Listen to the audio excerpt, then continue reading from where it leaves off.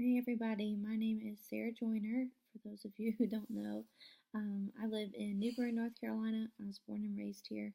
I went to Appalachian State University and got a bachelor's in elementary education, and now I'm in this program.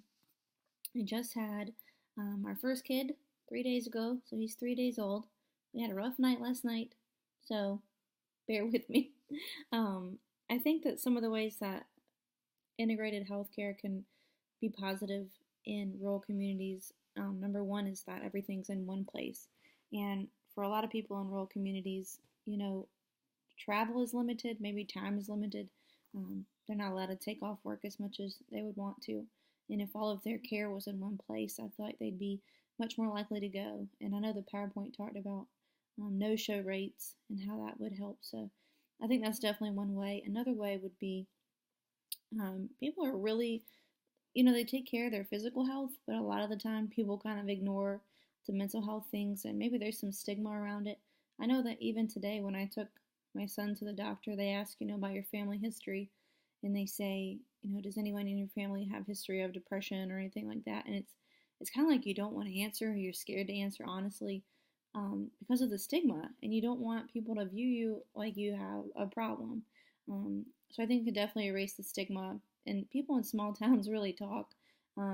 You're driving through town and you see someone's car somewhere, and you immediately call someone and say, "Hey, did you know so and so shops at here?" Or "Did you know so and so is back in town?" So those are some things that people in rural towns really deal with. And Newbern's not that small, but we do deal with things like that. Another thing, how does it not help integrated care? Excuse me. How does integrated care get impeded? People are more likely to go see their primary care provider who might not be trained in mental health, and they go there, but then they're really not getting the help they need, and they're getting a cold handoff usually to someone in another town they have to travel to go see.